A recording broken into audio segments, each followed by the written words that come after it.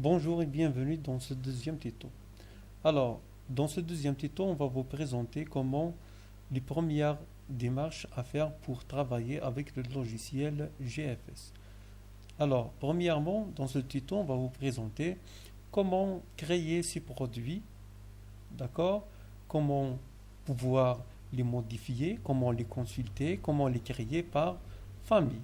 C'est une action très importante pour démarrer votre commerce, c'est-à-dire comment créer la nomenclature de produits.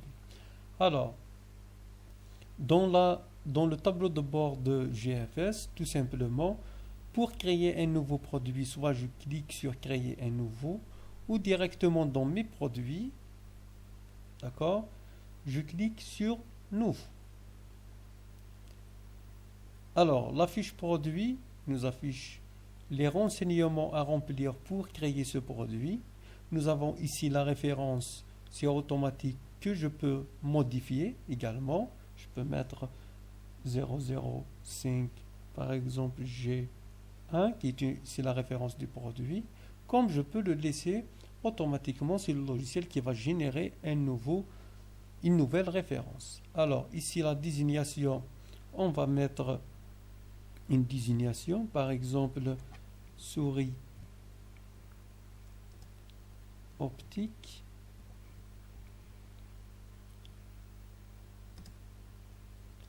Unité, c'est l'unité de mesure, c'est-à-dire si c'est l'unité de mesure du produit, par exemple le mètre carré, le kilogramme.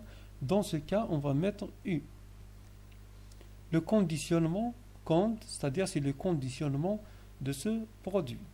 D'accord? Si j'ai un produit qui vient avec des cartons, par exemple, qui contiennent 48, je vais mettre ici 48. Par exemple, le yaourt, ou autre produit, ou caisse de limonade, ou autre.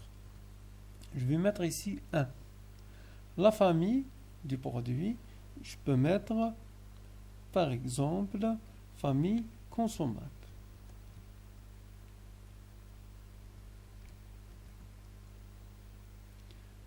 Aussi, je peux gérer mes produits par marque, c'est-à-dire saisir la marque, aussi retrouver tous les produits de la même marque.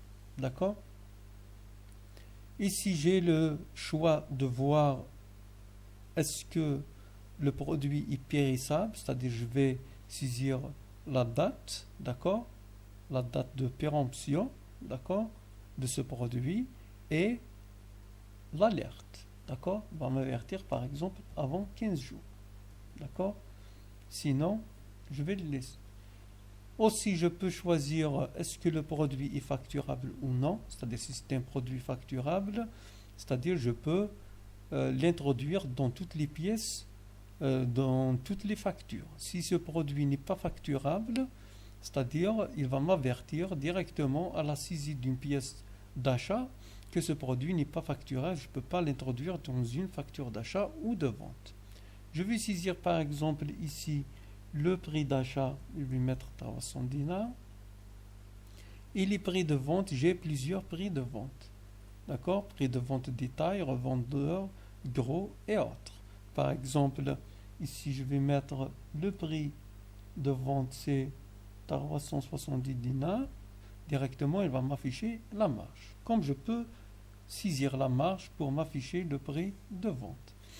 Alors, il suffit de créer des clients. Si je crée par exemple un client de nature détail, lorsque je lui saisis par exemple un bon de livraison, directement, il va prendre en considération ce prix.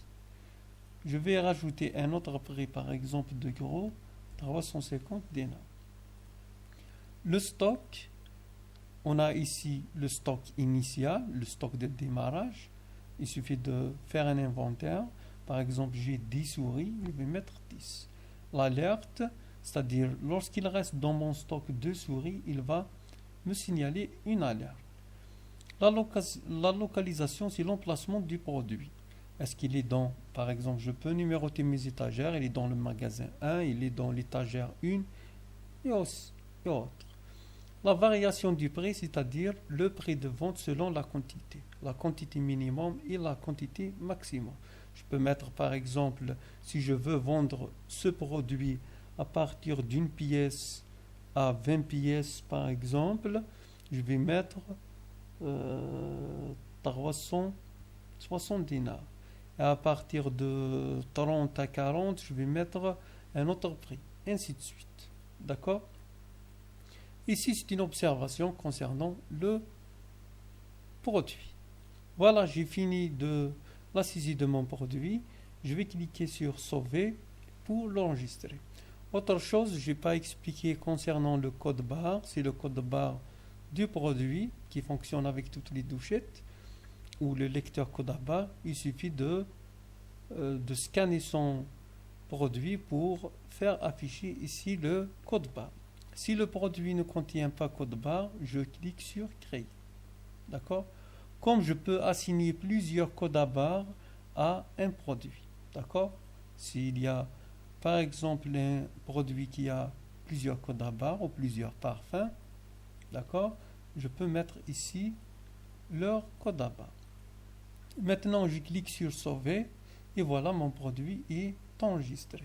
Maintenant, sans sortir de cette fenêtre, je peux cliquer ici sur nouveau pour créer un autre produit. D'accord? Ainsi de suite. Alors, voilà notre produit est créé. D'accord? Dans la liste du produit. Il suffit de cliquer sur détail pour afficher les informations de ce produit si je veux le modifier. Le prix d'achat, le prix de vente, le stock, ainsi de suite. La désignation de produit, je peux modifier n'importe quelle information. À titre d'information, l'utilisateur limité ne pourrait pas modifier certaines informations, comme le stock initial et autres. Maintenant, je peux faire une recherche de produits ici avec la valeur de recherche. Je peux faire la recherche par référence, par désignation ou par code barre. D'accord? Je vais sélectionner par exemple par désignation. Je vais mettre optique. Il va m'afficher la souris optique. D'accord? C'est-à-dire c'est une recherche générique. Je peux rechercher le mot qui existe au début, à la fin ou au milieu. Je peux afficher les produits d'une famille comme je peux afficher les produits d'une marque. D'accord? Toujours, pour accéder à la liste des produits, je clique sur mes produits. Je peux imprimer cette liste comme je peux avoir le détail des achats et le détail des ventes de n'importe quel produit. Alors voilà pour ce tuto. On a expliqué comment créer un produit, comment le modifier, comment faire une recherche de produit et aussi comment supprimer un produit. On peut le supprimer directement à condition que ce produit n'est pas mouvementé. D'accord? Je vous remercie pour votre attention. On se revoit dans un autre tuto pour expliquer d'autres fonctionnalités de ce logiciel, comme l'établissement de factures d'achat, bons d'achat et les pièces de vente.